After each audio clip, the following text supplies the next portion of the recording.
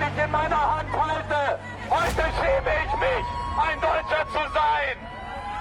Und ich habe mich dazu entschlossen, in Solidarität mit euch, diesen Pass so zu zerreißen, wie die israelische Armee das palästinensische Land und Volk zerreißt.